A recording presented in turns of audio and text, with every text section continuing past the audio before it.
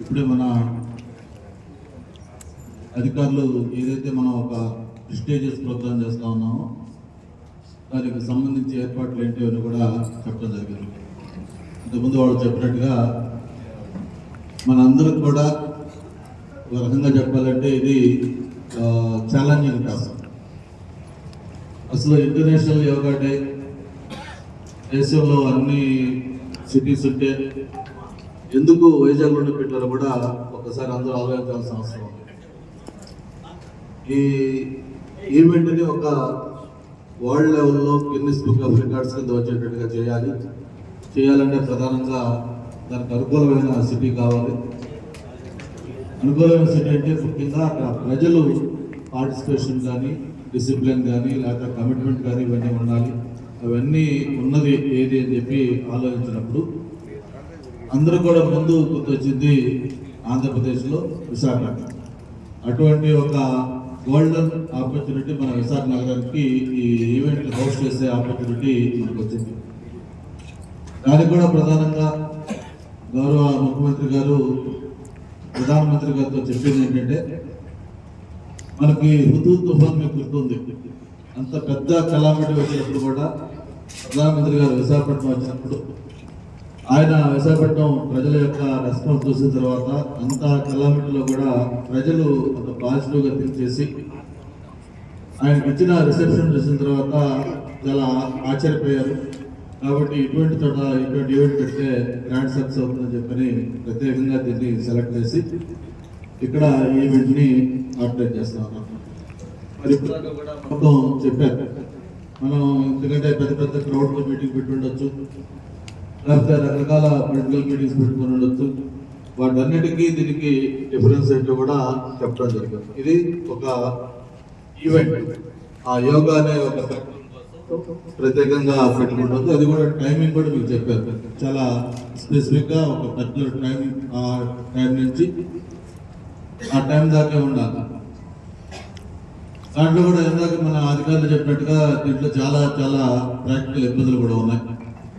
ఎక్కడో అనకాపల్లి నుంచో లేకపోతే శ్రీకాకుళం నుంచో లేకపోతే ఎక్కడెక్కడి నుంచో ఇక్కడ ఆ టయానికి ఇక్కడ రావాలంటే వాళ్ళు మిడ్ నైట్ ఏదో బయలుదేరారు. ఇక్కడ బయలుదేరి వచ్చి వాళ్ళు ఎక్కడ ఉండాలి, వాళ్ళు వచ్చిన తర్వాత మళ్ళీ పొద్దున వాళ్ళకి స్నానం అయ్యేలాగా లేకపోతే వాళ్ళకి మిగతా కాలకృత్యాలు చేసుకోవాలి. వీటన్నిటితో పాటు ముఖ్యంగా డిసిప్లిన్గా వాళ్ళకి అలాట్ చేసిన ప్లేస్లోకి ఏదైతే వాళ్ళు ఒక బాక్స్ లాంటివి ఇండికేట్ చేస్తూ ఉన్నారో అక్కడ మళ్ళీ వాళ్ళు కరెక్ట్గా ఉండటం. దాంతోపాటు ఈ నెంబర్ కూడా ఇంపార్టెంట్ అయితే ముందు వచ్చేది, దానికి QR కోడ్ కానీ లేకపోతే మిగతా ఏదైతే దీంతో ప్రకటన చేస్తున్నారో దాంట్లో అందరూ కూడా ఫాలో కావాల్సిన అవసరం. ఇవన్నీ జరగాలంటే దీనికి చాలా చాలా పట్టుదలతోటి చాలా ఒక కమిట్మెంట్తో అందరం కలిసి చేస్తేనే ఇది అవుతా ఉన్నాం. ఇప్పటికే దీని మీద కంటిన్యూస్గా ఎక్సర్సైజ్ జరుగుతూ ఉన్నాయి. లాస్ట్ 2-3 వీక్స్ మీరు కూడా చూస్తూ ఉన్నారు. మన సీఎం గారి దగ్గర నుంచి జిల్లా కలెక్టర్ దాకా ఇక్కడ మొత్తం ఉన్న అందరూ కూడా టోటల్ చెప్పాలంటే యంత్రాంగం అంతా కూడా రెగ్యులర్ అడ్మినిస్ట్రేషన్ తో పాటు ప్రధానంగా ఈ యోగా డే గురించి అరేంజ్మెంట్స్ అంతా ఉంటా ఉన్నారు. అంటే ఇది ఎంత ఇంపార్టెంట్ అనే దానికి మీకు ఒక ఉదాహరణ ఏంటంటే, మన గౌరవ ముఖ్యమంత్రి గారు స్వయంగా ఈ కార్యక్రమం గురించి ఏర్పాటు ఎలా అవుతారో తెలుసుకోవడం కోసం ఎల్లుండి కలెక్టరేట్ లో అధికారులు మిగతా వాటితో మీటింగ్ అయిన తర్వాత మన పార్టీ నాయకులతో ఒక మీటింగ్ ప్రత్యేకంగా కూడా పెట్టుకుంటా ఉన్నాం. అది కూడా మన ఈ వెన్యూలోనే పెడతా ఉన్నాం.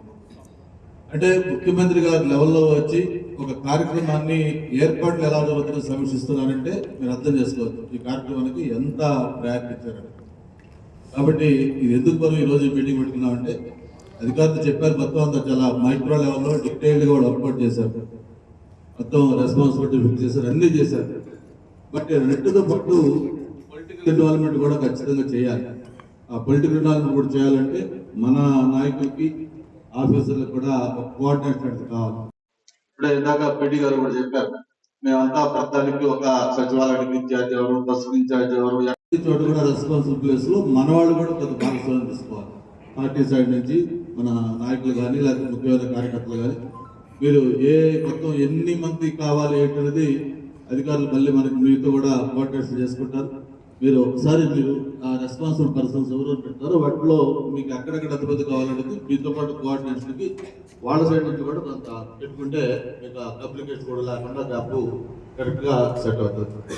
కాబట్టి మనం వాళ్ళు చెప్పిన నెంబర్ కోసం వాళ్ళు ఎలాగూ కొంత అఫిషియల్గా వాళ్ళు చేస్తూ ఉన్నారు మ్యాక్సిమం మొబిలైజేషన్ కానీ ఇవన్నీ. దాంతోపాటు మనకి ఇది ఒక ప్రిస్టేజ్ ఈవెంట్ కాబట్టి